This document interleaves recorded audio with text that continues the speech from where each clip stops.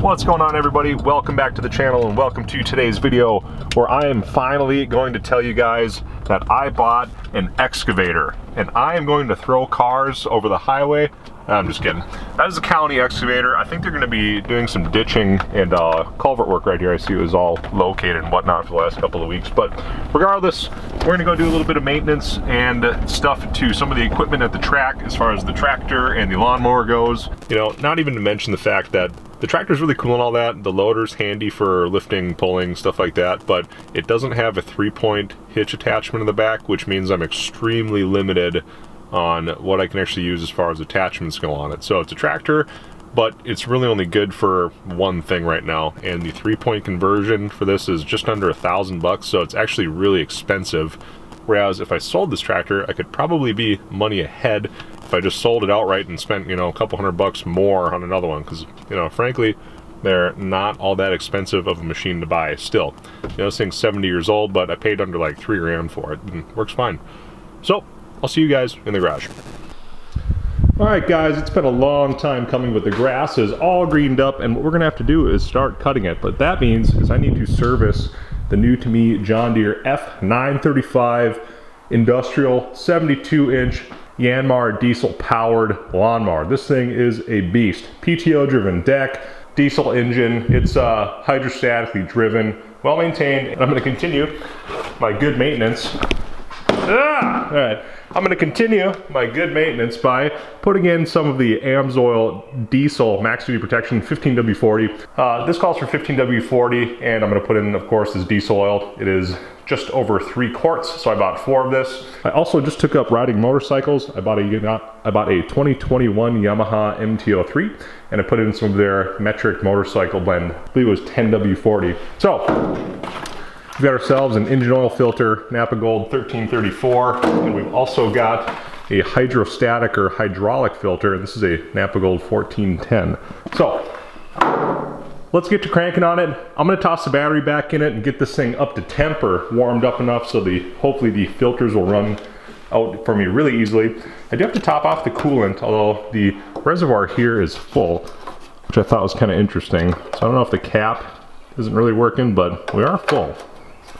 So maybe I need a cap. More to come on that. I don't have one with me, so it's not gonna be today regardless.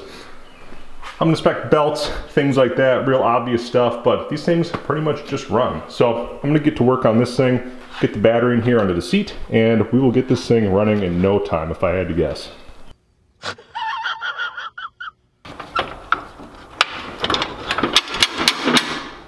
Check the fluids on it, it's gonna start okay, I think. Battery's in there, let's see if we got contact.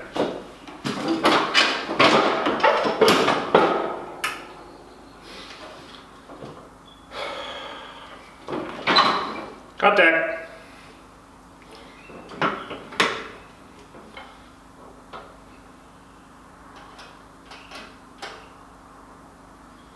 Ooh, I'm forgetting something.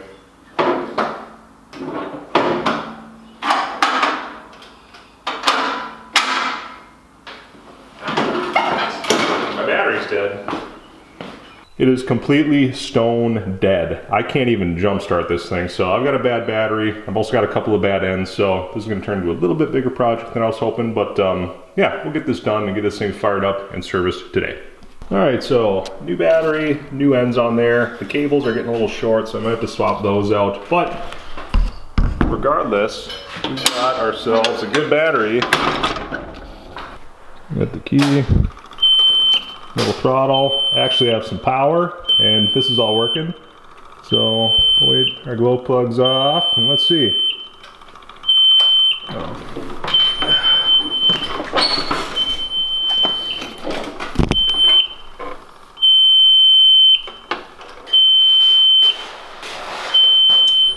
Okay, it's not liking something. So there's 2 things on here that are causing it maybe to not start. The first was a neutral safety switch, which is under the driver's side, kind of beneath the seat. And down under here, you won't be able to see it if I show you, there's a micro switch for the PTO disengagement. So when you actually put the PTO all the way forward, it pushes on a switch and that allows it to run. But when it's engaged, it will not start. So I know it's disengaged, we had to work a little bit, then it cranked. So I think it's gonna start now that we fiddled with it enough and got it working again.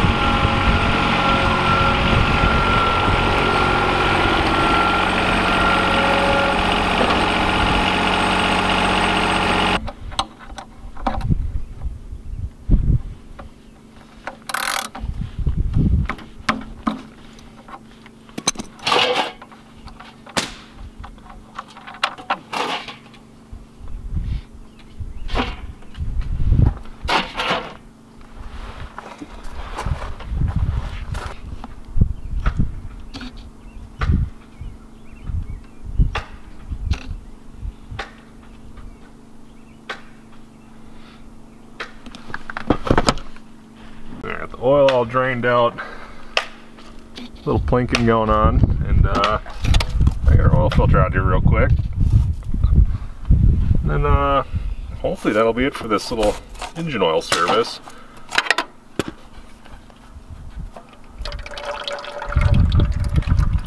Haven't spilled a drop yet, look at that. 1540 diesel oil.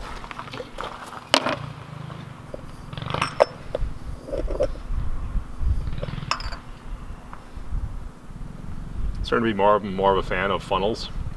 It's a good way to go. Yeah. And that's at least a 50-year-old funnel. Yeah, I bet. This has been in the garage. This is the only one I use. Or I've ever really used. Yeah, probably had that when I was 50 years, huh? You think?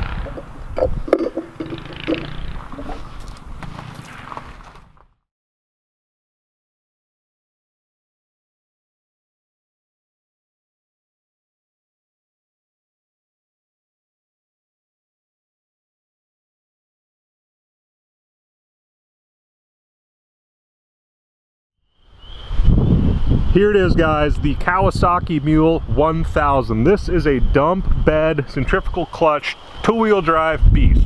You might be wondering why I got something like this. Why didn't I get one with four-wheel drive? Why didn't I get a Ranger or a General or a equivalent Can-Am, what have you? This is actually my late grandfather's. He passed away recently, and one of the things that he had asked to leave to me is that I would have this route here, because he's a big motorhead. Over the course of his life, he had a ton of cars, probably more than me still. We've joked for many years about who's had more at a certain point, and I was trying to keep up with him with how many houses we'd gone through in the last few years. But nevertheless, this is for my grandpa, Bill Ross. He donated this to the track, and it's actually something that's really special to me, and I'm happy to have it out here, and honestly, it's going to be perfect. So I've got some Black River Motorsports Park decals coming to sticker it up, as well as the mower. I'm not even sure what year it is, to be completely honest. I'll have to do a little bit of homework, but I didn't film picking it up or anything. It had sat all winter. We had used it in the fall, actually, prior to him passing away, and it seemed to run really good. And that's what I found as I primed it on the fuel bulb primer. Choked it a little bit. The battery was still fully charged, or nearly fully charged. It was probably at least half, and the thing started right up after it cranked for a couple seconds. So I'm gonna get it offloaded. I'm gonna put some fuel in it. I've already put seafoam in the fuel tank. I checked the oil on it, and there's a weird way you check the oil. You probably won't even be able to see it, but there's no dipstick. Down here, there's a sight glass below this fill plug, and that is actually shared between all of the driveline on this thing. So the transmission, the rear end, the engine oil, I believe it's all bathed in the same oil. It is pressurized. It's got a oil. It does have an engine oil filter right there, as you'll see, but there is no dipstick on this machine. So I actually had to look that up. It threw me for a loop, just like it did everyone else had to look this up. So it's pretty sweet. This would be great for hauling cones around, you know, whatever. You can put 6 packs of soda in here. You can do, you know, all sorts of stuff. But anyways, enough jibber jabber on this. I'm gonna get this thing offloaded, go put a couple of laps on it, and I guess we'll see you guys in a second. actually pretty excited about this, to be completely honest. You know, it's not perfect, but I mean, so far nothing out here is, so it kind of fits, doesn't it? We got some fun projects lined up in the next video. You're going to be excited to see what gets done over at the track. So I actually can't take you over there right now. Sorry. I'm a couple months shy of that.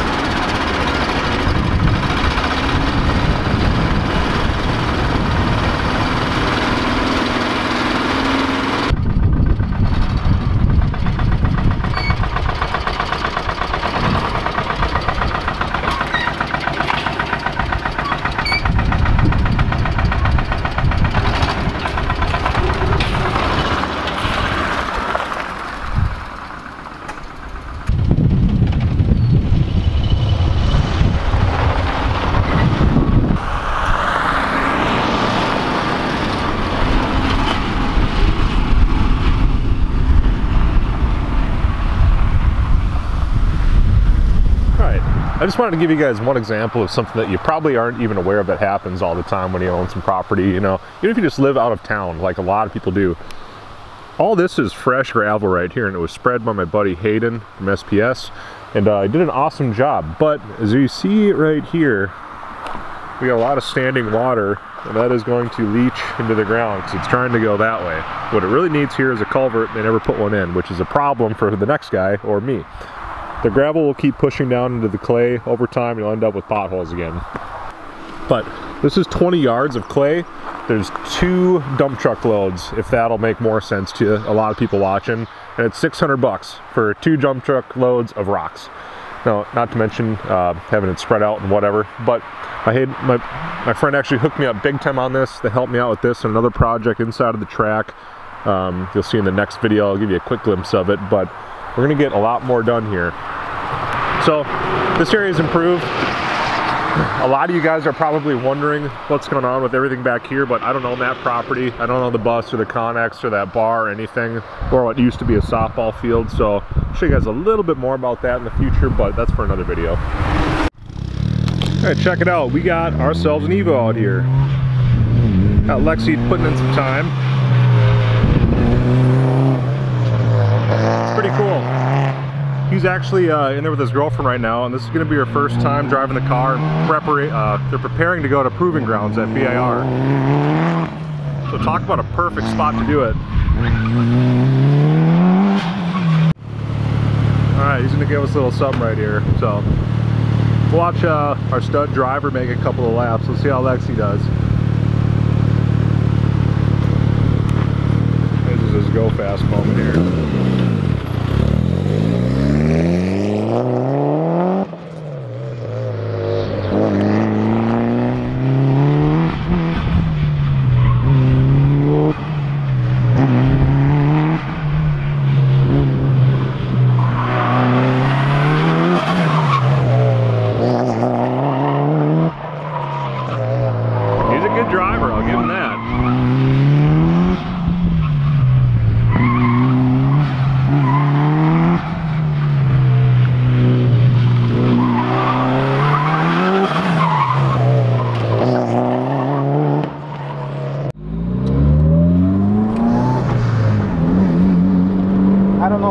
Pressures are at, but we'll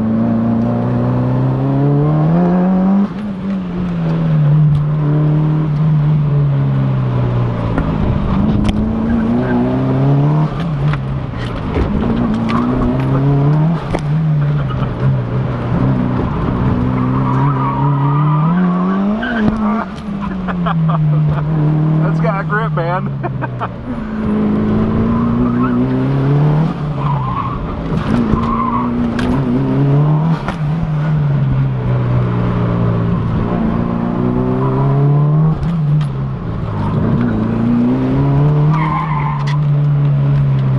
The tires are ultimately holding me back a little bit. Yeah.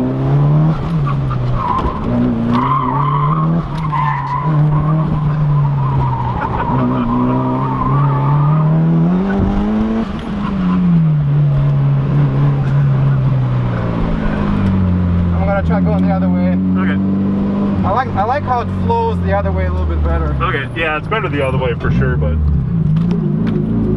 Alright, that's my first ride in Evo. That thing's got grip.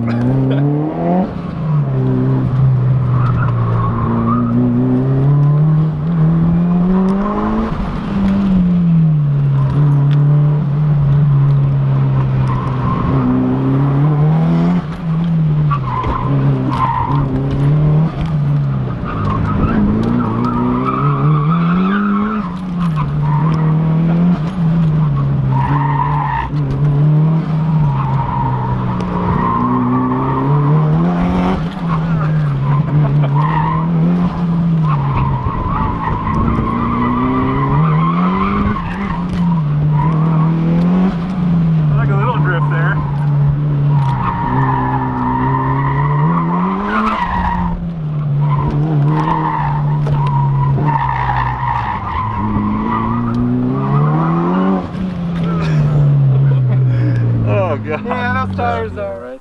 Alright, so we're all done. Did a couple laps in the Evo and see if we want to talk about it a little bit. So what's all done to the car, like motor, transmission, everything like that? What's all done to it? Because this thing is fast. You'll see, he took me for a ride in it, and this thing grips. I've never been in one, and it's different. So it's pretty cool. It's not stock. So yeah, pretty much what's done to it, or what are the big points? It's a 05 Evo 8. It's got a stock motor, stock transmission. It's got a straight cut fourth gear. Still factory transfer case, factory diff. It's got some cams, injectors, E85, FP green. Probably puts down about 500. I never dynoed it since the new turbo setup. In terms of suspension, it's got all-in coilovers, white line, roll center correction kit. Sure. So like you've kind of upgraded a lot of this, like upgraded around a lot of stuff. So it's still stock size brakes and everything, but good pads and rotors and fluid. It's got the pads and rotors. Under the hood, it's... Well, there's a lot of people watching that they know Evos, but they don't really know what they're looking at. So it's like, well, you know, it's still 4G based. Like people would be familiar with 1G stuff, so this would be like the next evolution of it. You know, maybe hence the name. I don't know if that's where it's from, but you know. It's the same 4G 63 motor that came in DSMs. It's positioned differently. You got a different transmission, different transfer case. It has an active center differential, so it can technically help you rotate the car. I mean, it's all very straightforward. It's got intercooler piping, STM catch can, E19 blow-off valve. Oh, this is for your suspension reservoir stuff? No, this is just oh, is that a filter? Just the inline fuel filter. It's got a low mower battery. Oh, yeah, that's what it is too, isn't it? It's a small battery, but it's from a lawnmower. Yeah, it works. It came out of a Rider, I think. Yeah. Well, it's common. It saves a lot of weight instead of a full battery in there, so it's probably quite a bit smaller. Other than that, yeah, it's pretty straightforward. Just got a bunch of data inside the car. We're getting some data. So I've got triple gauge set up over there, which I can probably turn the key and power it up. Yeah, if you turn on so you can see it. Yeah, I'm gonna flare up the gauges there. So we've got exhaust temperature, boost pressure, oil temperature. Over there on the steering column we got oil pressure and air fuel ratio. Cool, man. And these things will tell me, you know, what my peak is. So it looks like we're hitting about 30. What is it down there? It's essentially a controller for these gauges. Oh, okay. So I can set a warning. For instance, for here it will warn me if it's over 30 pounds of boost. It will give me a warning. I actually haven't really seen that. That's pretty cool. And then it will tell me the peak value. So it records it? Yeah. Oh, so cool. Right now, since the car been idling, the peak was only, you know, 200 or 600 or whatever. So that's like your own standalone little data logging system too. Yeah, I mean, really, it's pretty when cool. You're making a lot of power, any information you can get is good. Yeah. Especially, it's a daily driver. I drive this thing around. Sure. No, that's cool. And you've raced it quite a bit, it sounds like. Or is it your first time coming out this year? Closed roads in Mexico. Yeah, right. It's kind of where it spends some of its time. Cool. Yeah, other than that, it's got my roll-around wheels on it. I've got some little better tires, but yeah, it's cool. Fairly straightforward setup, and it's just fun. Yeah, it's cool. Well, yeah, they put quite a few laps on it, and his partner here went and really learned how to actually drive it out here. So where are you guys going this weekend? It's Proving Grounds? You're gonna go do that? Yes, sir. Yep, Proving Grounds this weekend. That's Brainerd International Raceway. I'm sure a lot of people watch know about it, but probably the majority of them don't. You know, they're from afar, so yeah, it's a good event for sure. Those, where you really get to unleash this beast and do some autocross. That's what I plan on doing it, but you could also do drag racing, you could do drift, you can do road course. Yep, great event. race what you brought, one of Yep. those things. And then they got trophies. And Right. No, they run a good show there. I've been to a few years of it, but I'm probably going to miss this year. Maybe Sunday. I think I'm going to go Sunday. But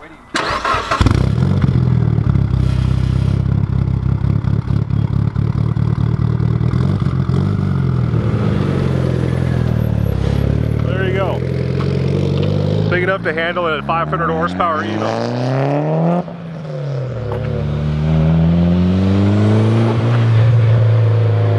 Super cool cars. Never had one, but I've had a bunch of 1Gs, so maybe one day, who knows.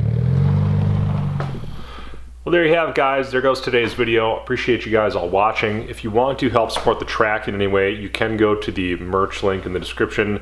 We also have our new BRMP stickers available on there, and I'll show you right here what they're like.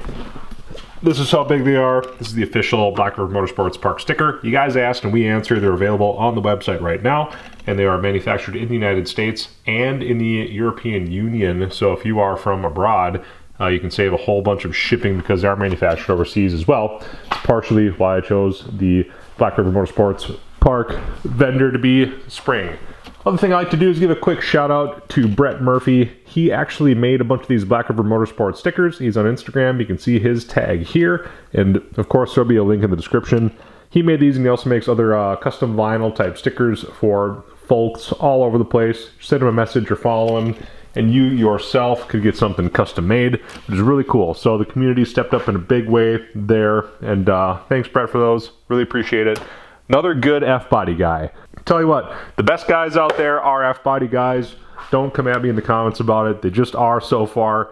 When they pick up merch and stuff, they've sent me photos of it with them on their car, etc. So if you have picked up anything and you're from somewhere else in the United States or abroad, definitely shoot me a picture of it on Instagram under GreenLightFilming or at greenlightproducers@gmail.com, and I'll feature it in a video. So thank all you guys for watching. I will see you guys in the next video.